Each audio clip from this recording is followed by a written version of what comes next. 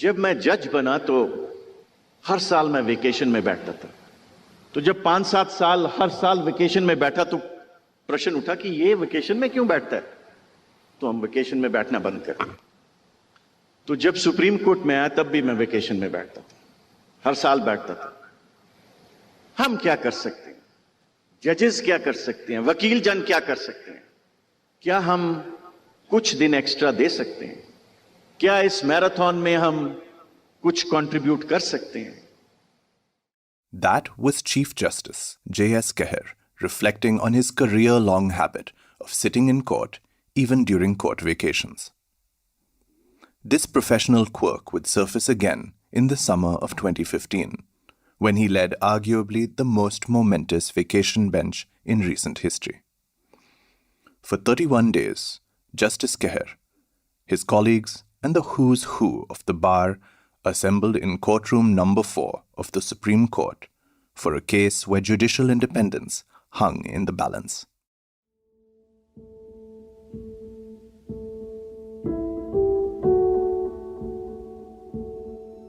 Welcome back to Friend of the Court. I'm your host, Raghu Karnad. In the last 2 episodes, we explored the history of judicial appointments, the politics which influenced it, and the lawyers who shaped it.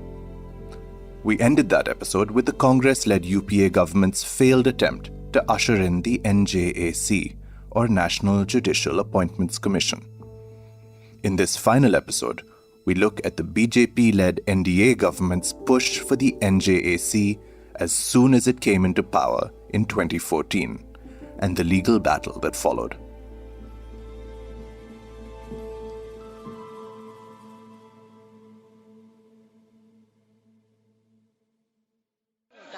Shri कृपाल बालाजी तुमने All right, the ruckus there that we're seeing in Lok Sabha, in fact, that ruckus in both houses of parliament today, this with respect to the latest statement that has been made by the Press Council of India chief and a former Madras High Court judge, Markande Karju. He's now put the former Prime Minister Manmohan Singh and 3 former CGIs in the dock with respect to the latest statement where he claims that an additional judge in the Madras High Court was promoted from being a district court judge despite adverse entries against him.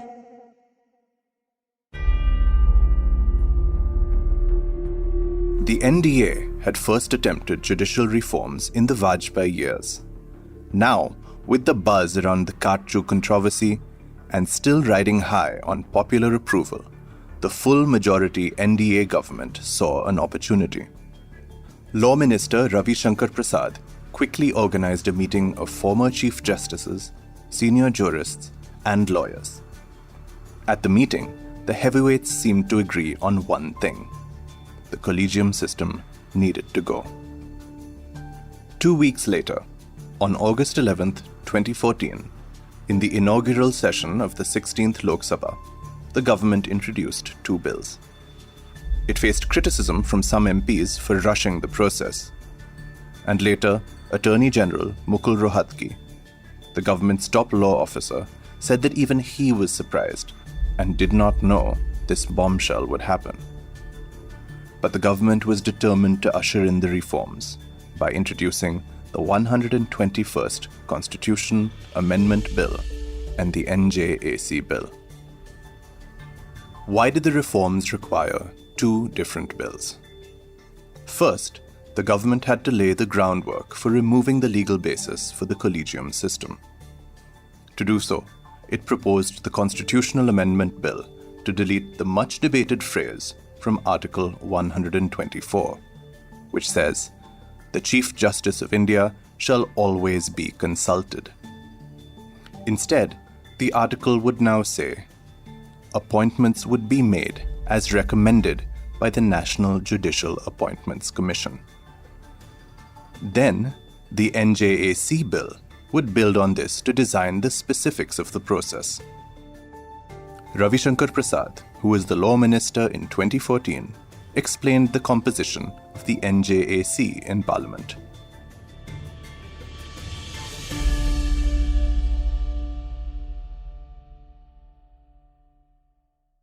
Sir, what is this architecture, sir? Architecture is that the National Judicial Commission shall be headed by the Chief Justice of India. 2 senior-most judges of the Supreme Court shall be the member. Law Minister of India shall be the member. 2 eminent persons to be appointed by the Prime Minister, the Chief Justice of India, and the Leader of Opposition in the Lok Sabha. Parliament passed the bills almost unanimously. The only standouts were the political party AIA-DMK and Rajya Sabha MP Ram Jethmalani, the 89-year-old legal veteran who abstained from voting. In all, both houses had taken less than a week to introduce, debate, and pass the 2 bills. Next, the constitutional amendment would have to be ratified by half of the country's state legislatures. After that, the collegium system would be one Gazette notification away from extinction. While the government faced little opposition in Parliament, discontent was bubbling outside its walls. Even those who had participated in government consultations were taken aback by the swift pace of events. Here is senior jurist Fali Nariman reflecting in an interview shortly after the bills were passed in Parliament.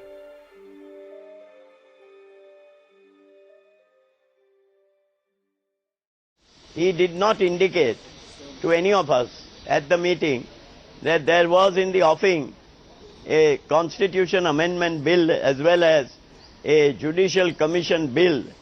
It apparently was not known to the law minister at that point of time, so I don't think that he suppressed it or any such thing. Although this process of consultation may have been going on for years together, I'm sure that if he had known that there was to be or would have been, or he had the draft bill with him, he would have circulated it to us. And therefore, I believe that he did not have any idea that there would be a bill. This sudden change took place by some superior power or some superior being or some superior force.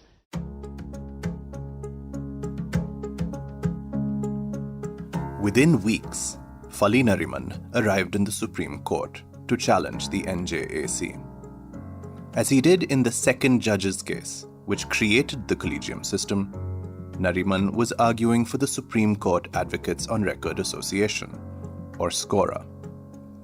The petitions came up for hearing in the courtroom of Justice Anil Dave.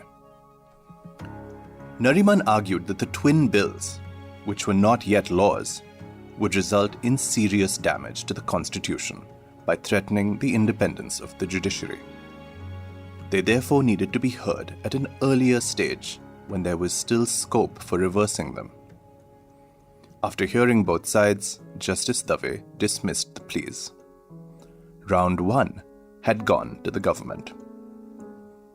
Senior legal reporter Utkarsh Anand, who covered the case for the Indian Express, explains why.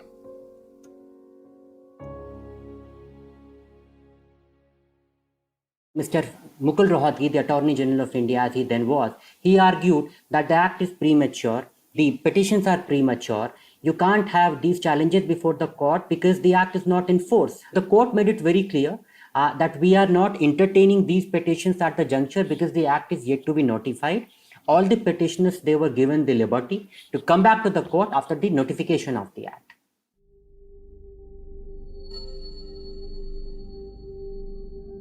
This meant they could come to the court after the act had been formally announced in the official gazette.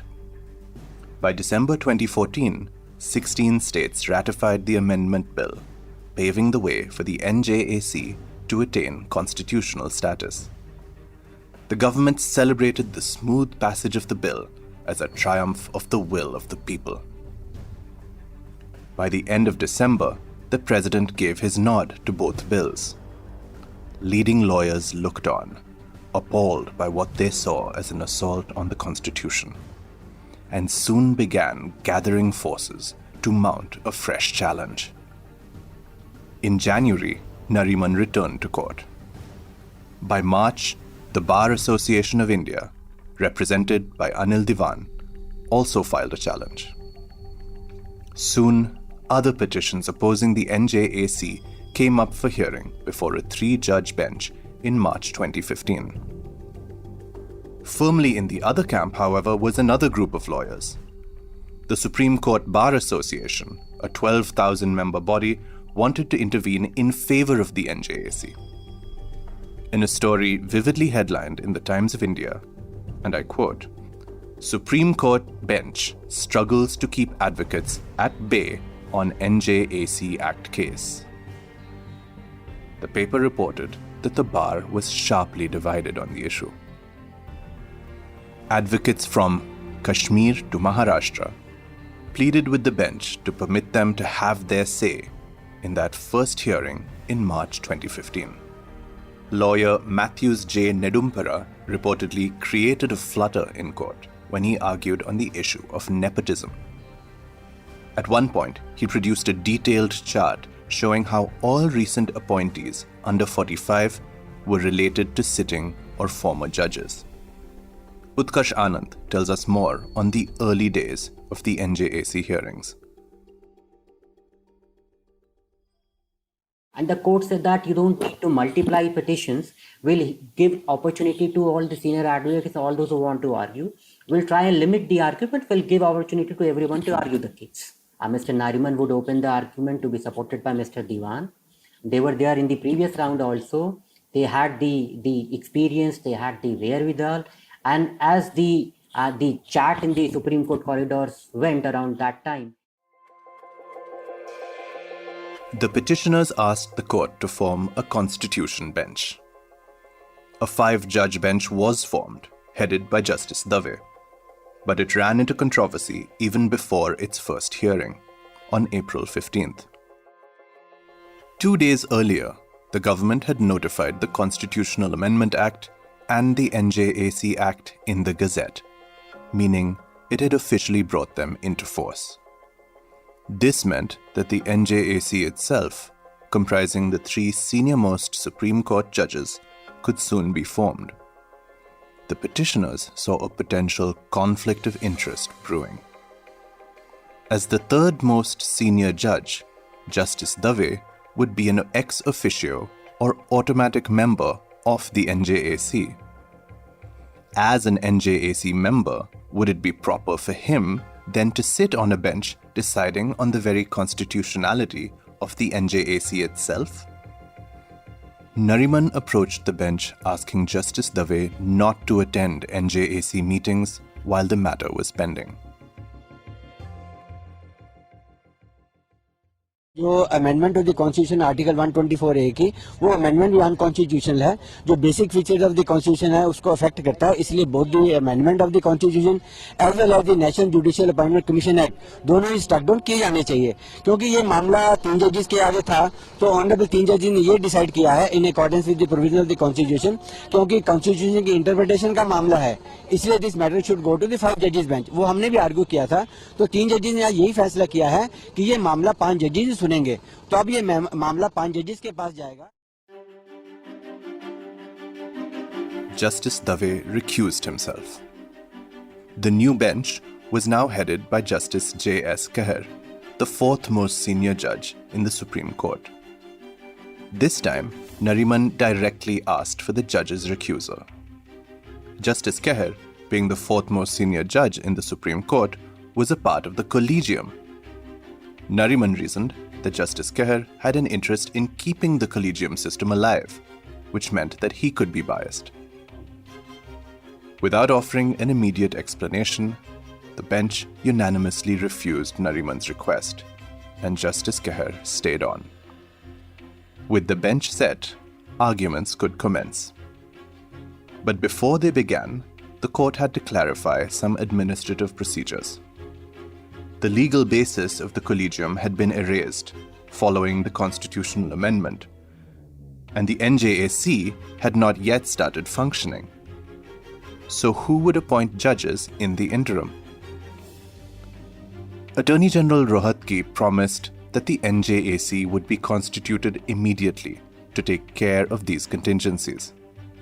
But just days later, Chief Justice H.L. Dattu wrote to the Prime Minister refusing to participate in the NJAC until the Supreme Court decided the matter.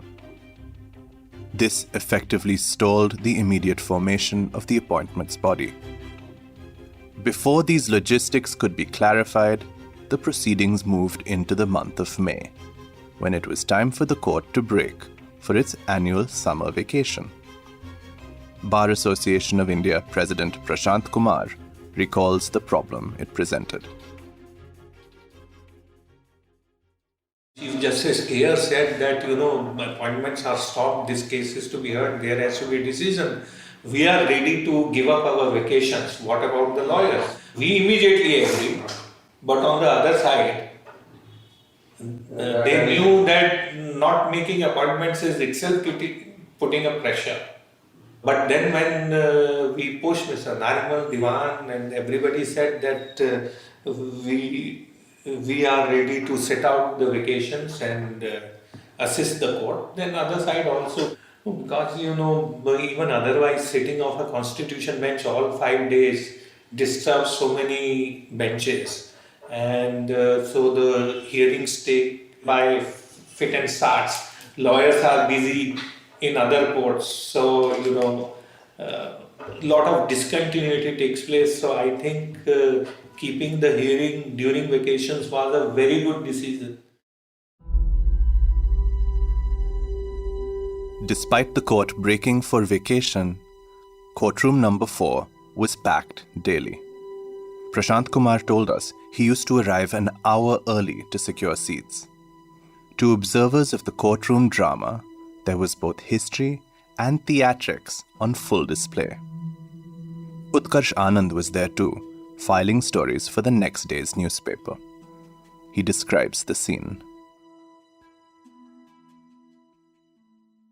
It looked like a full working Supreme Court room. You never had, the court number 4, it had a very small opening. In the Supreme Court, you would have only half the door getting opened for entrants, for litigants to go inside.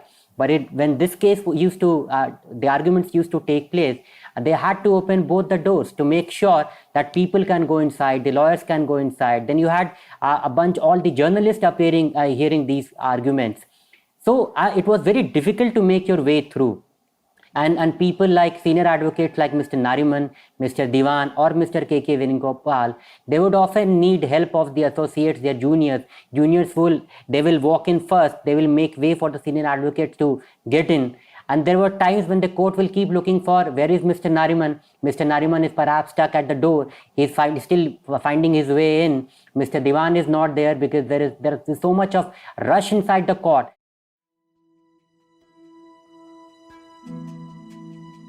Once they fought their way in, Diwan and Nariman made a simple, interlinked argument against the NJAC. Judicial independence was considered part of the basic structure of the Constitution. It could only be upheld if the judicial upper hand was maintained in the appointments process. They argued that the NJAC would end judicial dominance and increase political influence. Most worrying was the presence of 3 non-judicial members in the 6-member NJAC. These included the law minister and 2 undefined eminent persons who would have an equal vote in the selection process. Any 2 members who voted no could shoot down an appointment. If the non-judicial members had an equal footing in the process, it meant that the danger of executive control in the appointment process was real. Here is Nariman explaining his concerns in an interview to the TV channel NewsX.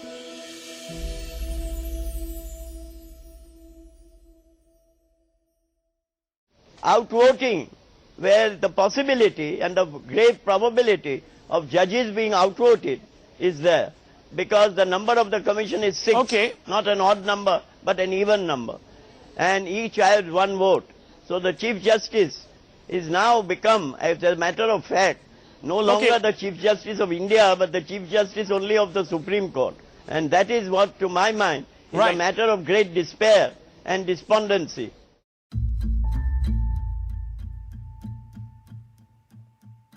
The petitioners were only getting started with their complaints about the NJAC.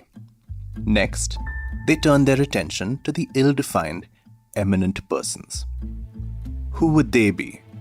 And would they be qualified to pick judges to perform crucial constitutional functions? The government's legal teams were inconsistent in their replies.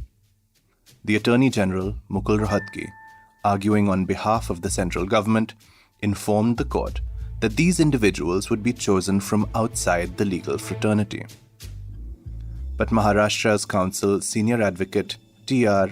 Andhyarujina told the court that they would be senior lawyers or even retired judges. The contradictory answers captured the confusion over even the basics of the NJAC's composition.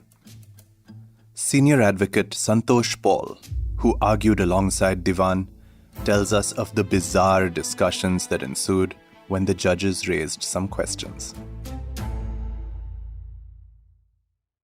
So they asked the question to the lawyers on the other side who were arguing to sustain the NJAC. Who are the eminent persons according to you? And you wouldn't believe the names which came up. Bill Gates, Satyajit Ray.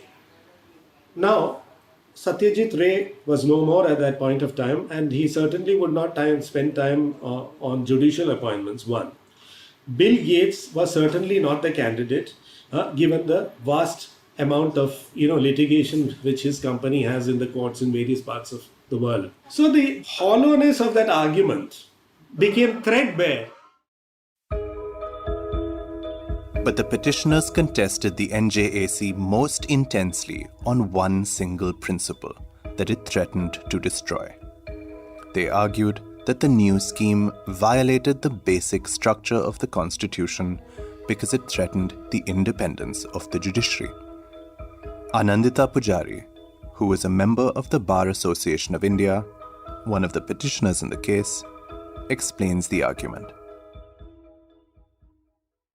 The petitioner's case was primarily premised on the fact that the NJAC Act as well as the constitutional amendment was violative of the basic structure of the Constitution because it somehow took away independence of judiciary as well as also had the impact of affecting rule of law fundamentally. As we all know, independence of judiciary and the power of judicial review, these are the two values that have been upheld to be part of basic structure of the Indian Constitution. Anil Diwan argued that by attacking the appointment process, the government was limiting the court's powers of judicial review. Diwan offered the court crucial context that in the past, whenever the judiciary exercised its power of review, it resulted in strained relations with other branches of government. Anindita Pujari, who assisted Diwan in this case, drew up a vivid picture of his submissions before the court. Mr. Diwan's argument were different because he did try to give a complete context to what was happening around. Because if you look at the history of the court as an institution, it is called as the counter-majoritarian, arm, which actually has the power of judicial review. It is supposed to protect people's fundamental right. And he gave the example of the spectrum allocation case. He gave the example of the coal case. And he said, look at a situation where these two cases were actually situations wherein another organ of the government was found to be indulging in either corrupt practice or not following the rule as such. And therefore that had led to loss in public exchequer. And in that kind of a scenario, the Supreme Court as an important organ of the government has come up and exercised its power of judicial review and has ensured that the institutions act properly and are accountable to the people of this country. So if you look at this context and the institutional dynamics in which the Supreme Court has to locate itself, while finding a voice for itself, while protecting the rights of the people at the same time, ensuring that the other organs of the government are acting within the constitutional parameters. But the government was adamant. Attorney General Mukul Rohatgi led with one broad argument, that the laws were endorsed by the people. He was referring to the near unanimous support they got in Parliament and the states. Here he is, explaining in an interview to a TV channel in 2017. But what is important is that a constitutional amendment of this nature, where Parliament passes a law with huge majority, and the state assemblies also ratify the same amendment. So virtually it's the whole of the country. Then the government pulled out the heavy artillery. It attacked the basis of the collegium system. At one point, Rohatgi asked the court to constitute an 11-judge bench to review the second judge's case. The court refused. The government had one clear stand: that the collegium itself was a judicial innovation and that the constitution had never provided for it. It argued that the collegium system disturbed the system of checks and balances by excluding the other branches of government from the appointments process. Rohatgi again. That is not what the constitution said then, not what it said now. But anyway, the judgment said there will be a collegium. Collegium means a group of senior judges, so they will appoint judges. Nowhere in the world, mark you. But sir, we go by precedent. So there was no precedent to the There was collegium? no precedent for this collegium or whatever, because the constitution doesn't say collegium. So this was an invention of judges. Then the judges will appoint judges. Rohatgi questioned the quality of judges appointed through the collegium system, which irked the bench. Newspapers regularly reported the back and forth sparring between the Attorney General and the bench.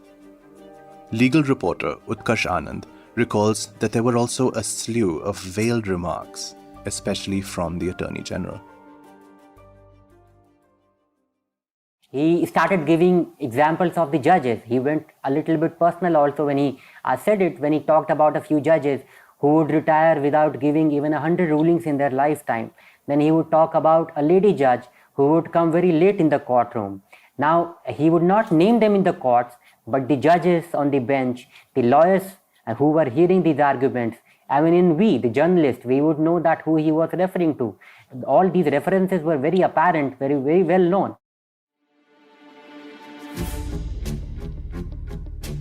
At one point, the bench asked Rohatgi if the government would be willing to consider some of the criticism and amend the laws. But the government didn't budge, except at the very end when Rohatgi extended an olive branch. By then, the government's aggressive stance and occasionally savage personal attacks on judges had left a bitter aftertaste. Arguments concluded in July of 2015 as the court vacation was ending. The bench reserved its judgment. 3 months later, on October 16th, at 10:30 a.m., a gaggle of senior lawyers gathered in courtroom number 4. On the lawns, reporters and camera persons were camped out eagerly. How had the 5 judges weighed in? The Supreme Court has struck down the National Judicial Appointments Commission. The Supreme Court has said that the 99th Amendment, which brought in the NJAC, that proposed to give more say to the executive in top judicial appointments, is unconstitutional and violates the basic structure of the Constitution. The court has held that this National Judicial Appointments Commission, in which the government would get a substantial say in judicial appointments, interferes with the independence of the judiciary and therefore has been declared to be unconstitutional. As with the first and second judges' cases on judicial appointments, the bench gave a split opinion. The majority was of the view that the composition of the NJAC was not sufficient to ensure judicial independence. They held that the participation of the law minister in the decision-making process would violate the basic structure. And they agreed with the petitioners that giving the vaguely defined eminent persons an equal say in the NJAC would be disastrous for judicial autonomy. Only one member dissented, Justice J. Chelameshwar. In his dissenting judgment, he criticized the collegium system for being opaque and erratic. He agreed with the Attorney General that the primacy of the judiciary in appointments was not part of the basic structure. He then stated that leaving the government out of the appointments process was definitely unconstitutional, as it violated the system of checks and balances. Others, like Dushyant Dave, who argued against the collegium, conceded that the NJAC was not the best alternative. But he wished that the court had read down or fine-tuned the law.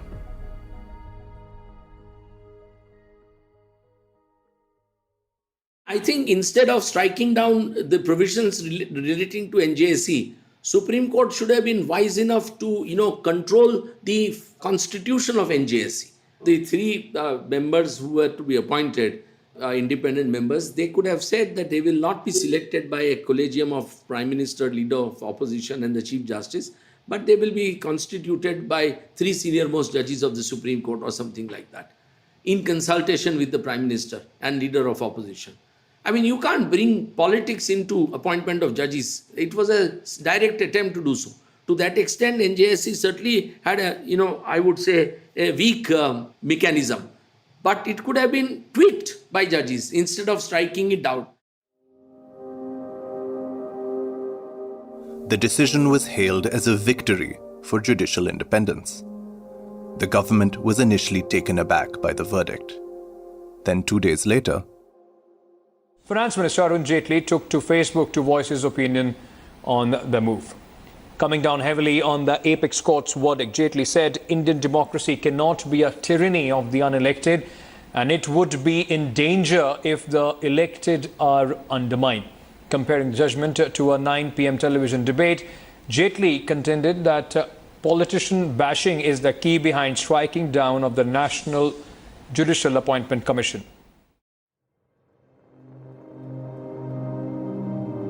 Despite this strong disagreement with the court, the government did not try pushing the reforms through Parliament again.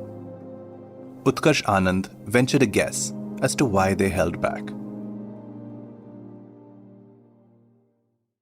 The government had lost this battle on both counts. They lost it on the public opinion. They also lost it on in the courtroom. The government was new. They had sought and reform which was long pending. This was BJP which wanted the reform to be brought in. They faltered it, they failed it, and there was already a controversy regarding non-appointment of Mr. Gopal Subramaniam to the Supreme Court. So I think they had enough in the first year and a half. They thought re-legislating it will again mean going back to the Supreme Court.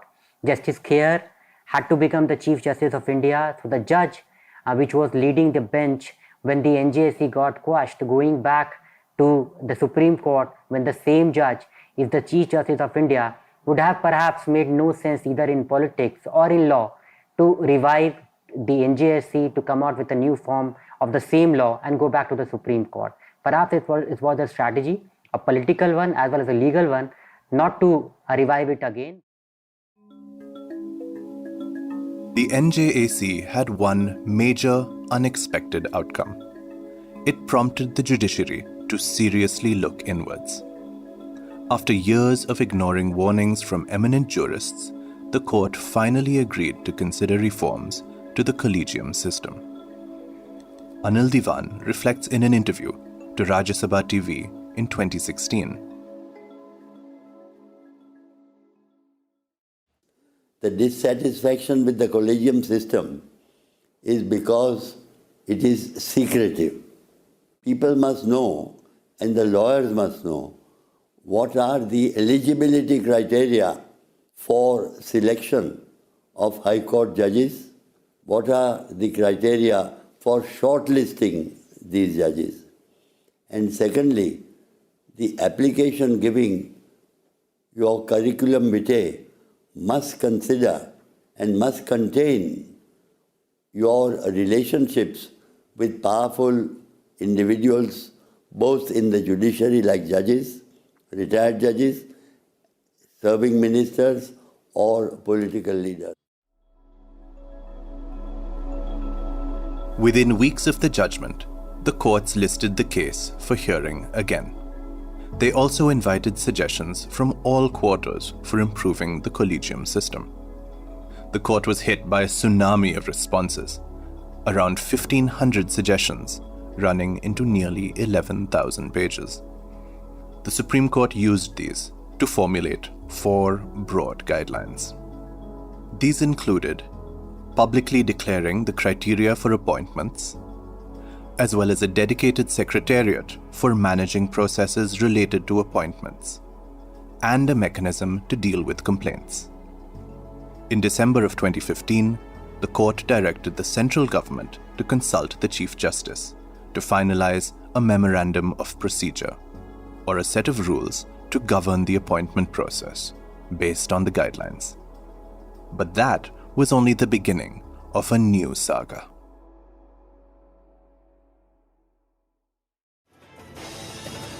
The Supreme Court expressed deep displeasure and anguish at the way the central government is conducting the appointments of judges to the High Court. The top court has pulled up the government, saying that this action of the government is bringing the judiciary to a grinding halt. At the same time, the Apex Court has questions as to why such cases, which have already been vetted and cleared by the collegium, have been put in cold storage.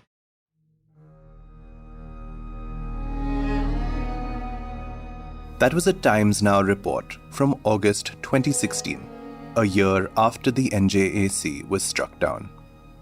Far from closing the debate on the appointments process, the NJAC episode has only raised more questions.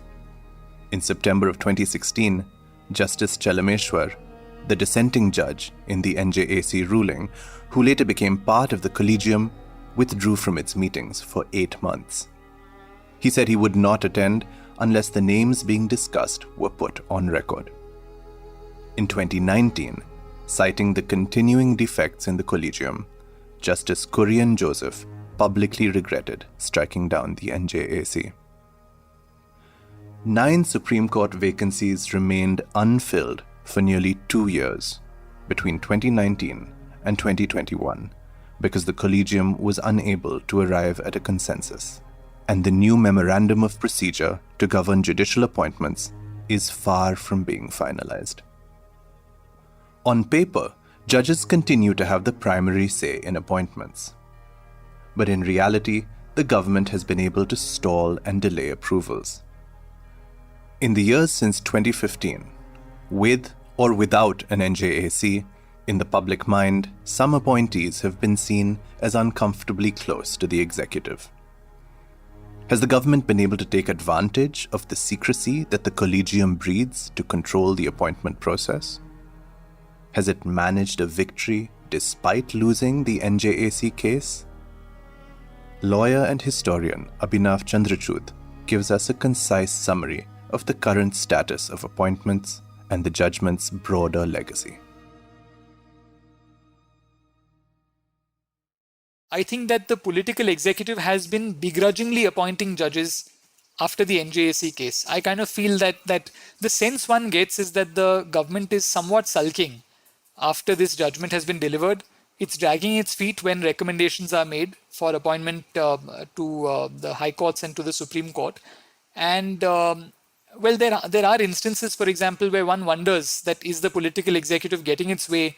But really, I guess it's too soon to say. Only a historian will be able to tell us 10 or 20 years from now what the real legacy is.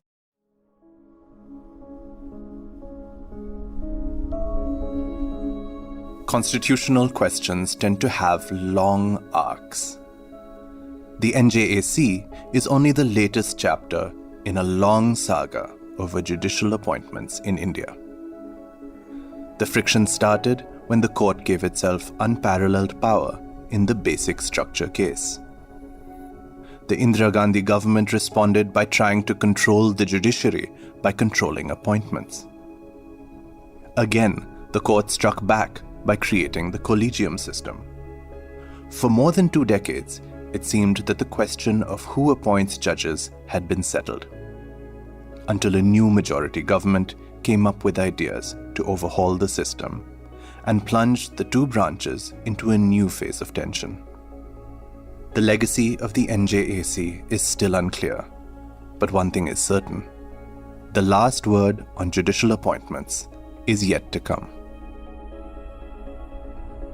You've been listening to Friend of the Court.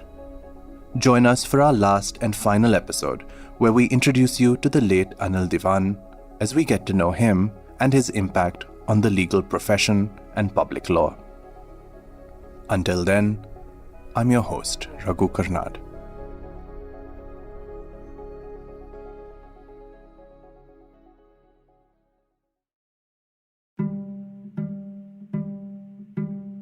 Friend of the Court is a project by the Anil Diwan Foundation in partnership with the School of Law, Governance and Citizenship at Ambedkar University, Delhi.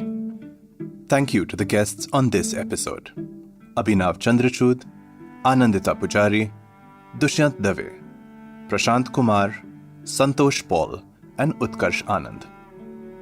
The team at Anil Diwan Foundation and Ambedkar University, Delhi includes researcher and fact-checker Vipin Mittal, researcher and scriptwriter Ramya Boddupalli, script editor Bhavya Dore, advisors Lawrence Liang, Ranveer Singh, Shyam Diwan and Vivek Diwan. Production by Made in India.